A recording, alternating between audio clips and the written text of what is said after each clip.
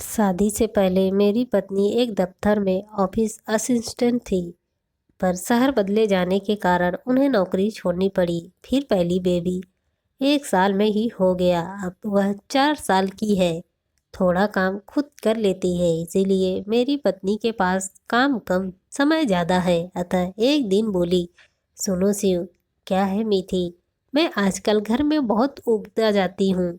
यहाँ मेरे पास काम ही कितना है। बिना काम के खाली बैठे रहना तो बेवकूफ़ी है। मैं चाहती हूँ कि मैं कुछ पैसे कमाऊँ। हमारे घर की आर्थिक स्थिति भी तो अच्छी नहीं है। मीठी बोली, क्यों, क्या हुआ? हमारी आर्थिक स्थिति को सब ठीक तो है। मैं जितने पैसे कमा रहा हूँ उन्हीं में हम लोग सुख चैन से रह रहे हैं। और क्या चाहिए? नहीं, मैं चाहती हूँ कि मेरा भी योगदान हो।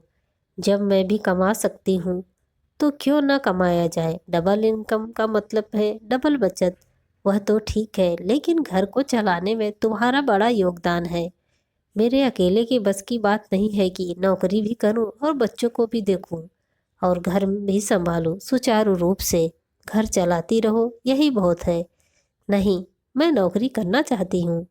घर कौन देखेगा? और फिर इस शहर में तुम्हें नौकरी कौन देगा? इसी के पीछे तो इतने दिनों से मैं तुमसे बात बोलने में झिझक रही थी। तुम्हें कोई उपाय बताओ ना। मैं क्या बताऊं? यह फैसला तो तुम्हें लेना पड़ेगा। क्यों ना एक आया रख लें, फिर मैं सेल्स गर्ल का काम तो कर सकूंगी। कोई आया माँ की तरह देख सकती है और फिर जितना तुम कमाओगी वह आया ले जाएगी और जो परेशानी होगी वह अलग से। सेल्स गर्ल को तो 12-12 घंटे खड़े रहना पड़ता है और अब तुम 35 साल की होने वाली हो। 20 से 21 साल की लड़कियों के सामने क्या टिक पाओगी? शिव ने कहा, तुम मैं घर में रहकर भी कमा सकती हूँ। तुम घर भी चलाओ और कमाई भी करो, इसमें मुझे क्या आपत्ति हो सकती है? मुझे तो खुशी होगी, लेकिन करोगी क्या? सोच कर बताऊंगी।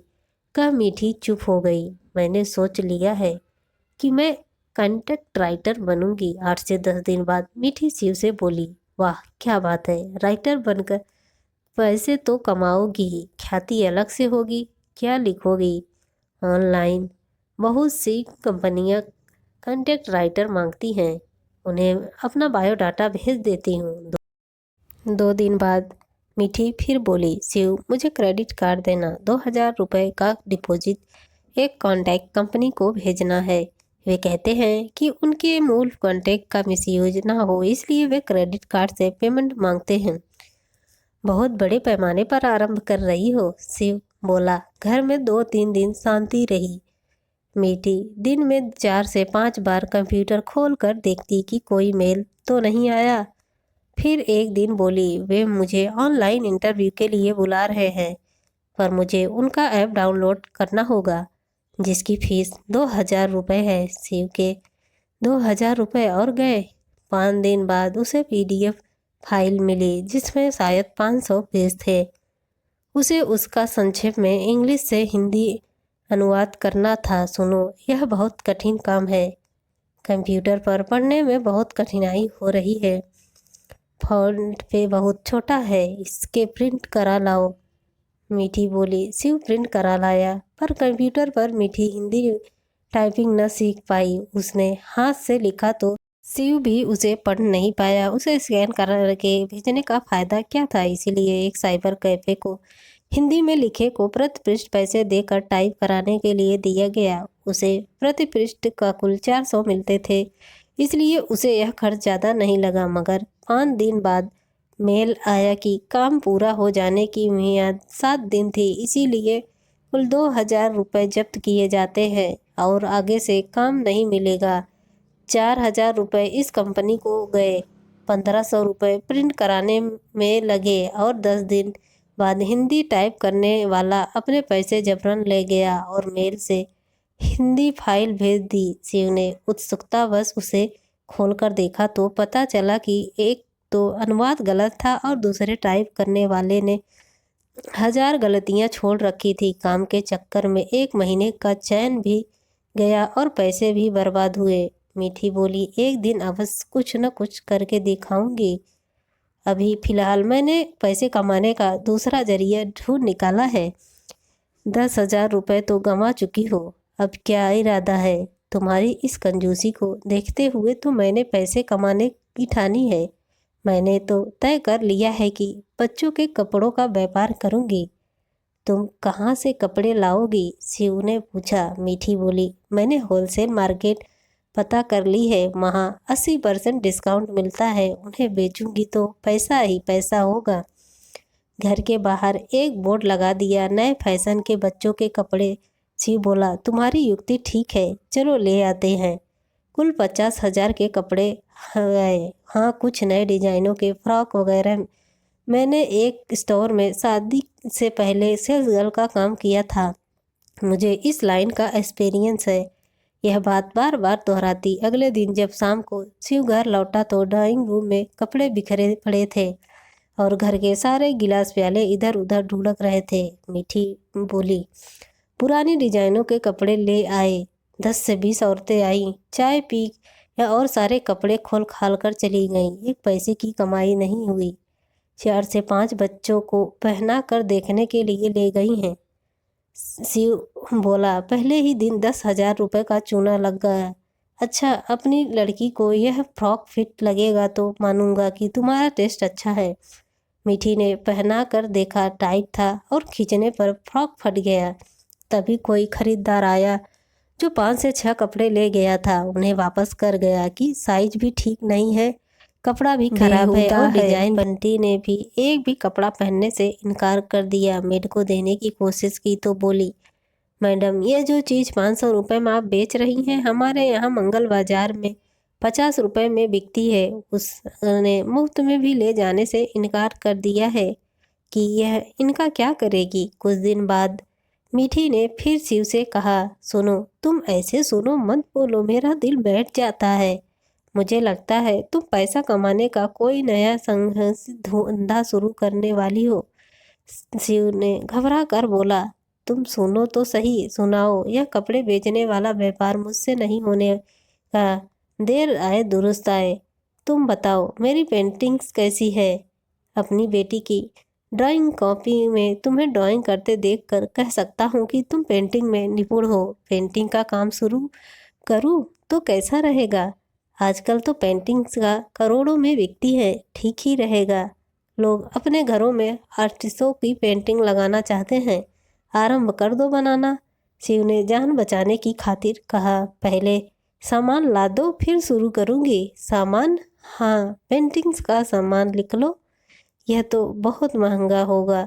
लिस्ट क्या थी? पूरा किचन रोल था। कोई 200 का आइटम्स थी। तो क्या हुआ, एक पेंटिंग बिकते ही लाभ है। कितने लगेंगे? सिर्फ 40,000 के आसपास में।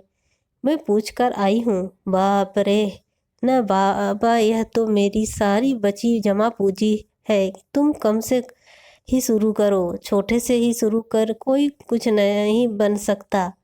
नहीं, मैं अपनी जमा पूंजी खर्च नहीं कर सकता। 10 से 20,000 रुपये की बात अलग है।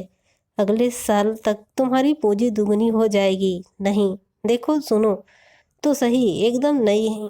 नहीं, यह तुम्हें क्या हो गया है?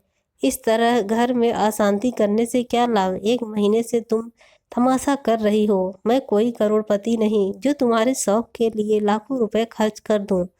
मैं सामान अपने शौक के लिए नहीं मंगा रही हूँ। मैं थोड़े पैसे कमा लूँगी, इसीलिए तुम्हें जलन हो रही है।